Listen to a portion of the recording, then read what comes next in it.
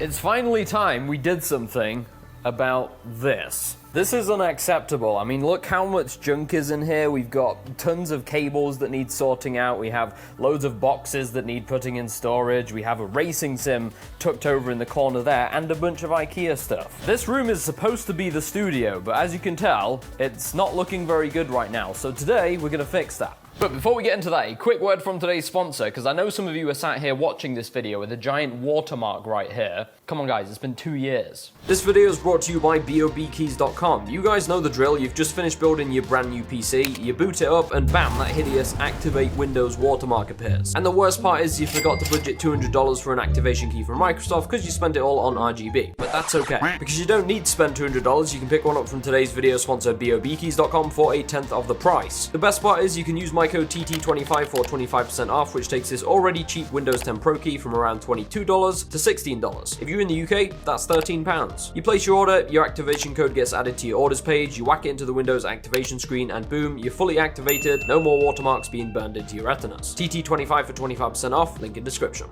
Now, before we can do anything, we've got to tidy up this room. This is just where we've been dumping everything. We moved about 8 weeks ago now, so we've managed to get most of the rest of the house looking pretty good. The bedroom is done, the living room is done. Obviously, you guys know we still need to do the setups. We have that stuff on order. But the studio is very important because this is where we make a lot of our videos and we build our PCs, so we really need this space done as soon as possible. Of course, that means we've got to tidy up first, so let's not waste any more time. Let's get to it. Next time we go to IKEA, we're not buying any more plants. This is all the stuff that came out of the room. This all needs to go in storage. Let's go.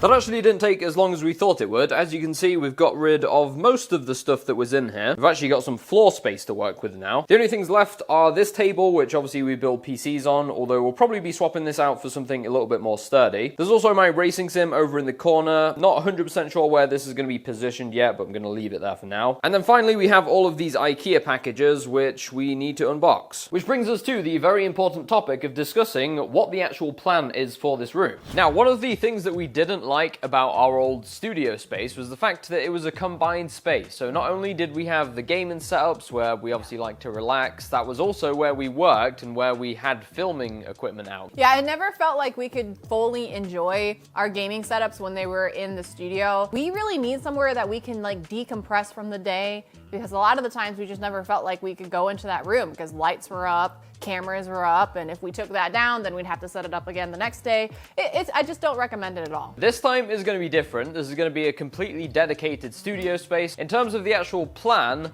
of what furniture we're using and where it's all going, do you want to tell them about that? So the plan is to have one workbench in the middle, 2 PAX cabinets on the side, and then 2 shelves in the middle to combine everything together. And then we're also gonna have the wood panels, I believe. Yeah, because we want it to sort of tie in with the rest of the house. Like, we've got the black panels up in the living room, so I think we're gonna be having those behind the tool bench. Now, we picked the tool bench because it looks super cool. It has like this kind of stormtrooper look, but we've not had very much luck with getting it delivered. It's been like 3 weeks that we've been trying to have this tool chest delivered, and if you follow us on Twitter, you'll know all about it. 3 failed deliveries. 3 attempts. After that, I was so fed up that I called Home Depot and I was like, look, this is ridiculous. We paid $300 extra shipping costs so that we could have this delivered, and this is happening to us. So they gave us a $250 refund on the $300 delivery fee, and they said that it should be here tomorrow. We do have a plan B, so if the tool bench doesn't work out, which I'm hoping it does because it does look super cool.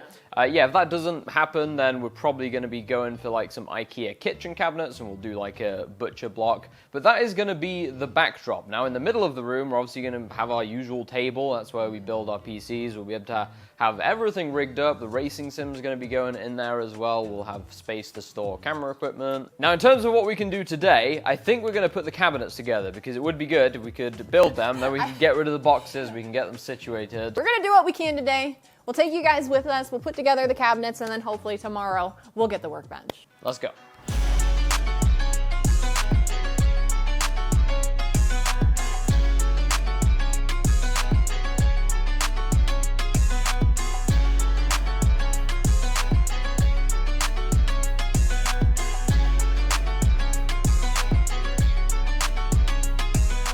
So it is the next day. It was getting a little bit dark last night. As you can see, we did in fact finish the cabinets. They turned out really, really good. Now we do still need to put the drawers or the pieces of wood inside them, so we actually have storage space. We went for this frosted glass finish on the front, which I think is going to look really good because we plan on putting some RGB lighting inside it, so it's going to glow and look really awesome. Now this gap right here is where the Toolstation is supposed to be going. And I know what you're thinking, Josh, surely if it's the next day, then the Toolstation must have arrived. So bear in mind, this is like the 4th delivery attempt. I have spoken to these guys on the phone at least like 10 times to explain to them, hey, if you're gonna come with just 2 people, don't even bother, because this Toolstation weighs like 600 pounds. As it would happen, they just showed up again today with 2 people. They weren't able to lift it up the stairs and they left. So we called up Home Depot. I was just like, do you know what? Just freaking cancel the whole order, and we are just gonna go with the plan B. Kind of annoying, I know, but sometimes you have to work around these things. With that said, we rented a U-Haul and headed off to IKEA. Now, prior to leaving, we'd whipped up a quick plan on IKEA's kitchen designer. Here's what that looks like. So yeah, we were basically just going there to pick everything up. Quick stop off at the cafe for some meatballs, and on to grabbing the cabinets to finish off the studio.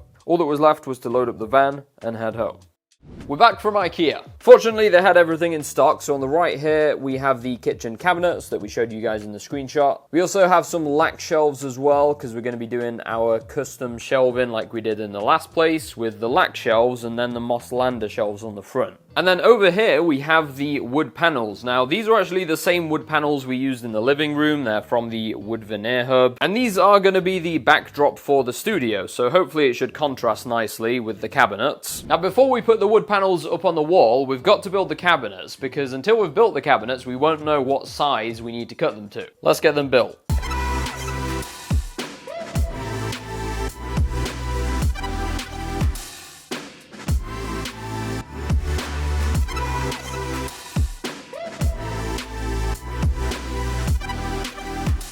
Onto the worktop. Now we decided to go for this light concrete style worktop. Now the length of this thing is 74 inches. Meanwhile, the space we've got is only 72, which means we're gonna need to take a couple inches off it. So let's go do that.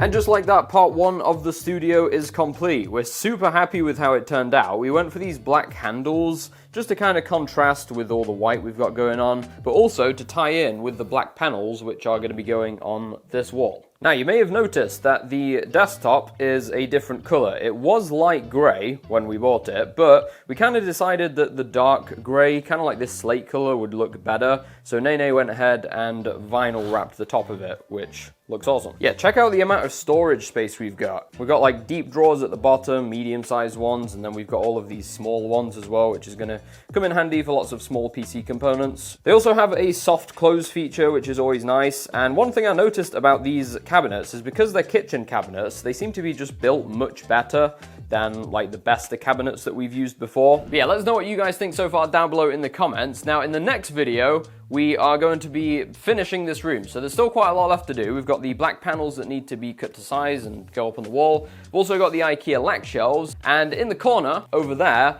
we have my racing sim. Now we have this all planned out, we've just got to do it. With that being said, drop a like if you enjoyed, it helps the channel out. Hit that subscribe button if you're new, we have lots more content on the way. Once again, thanks for watching, and we'll catch you all in the next one.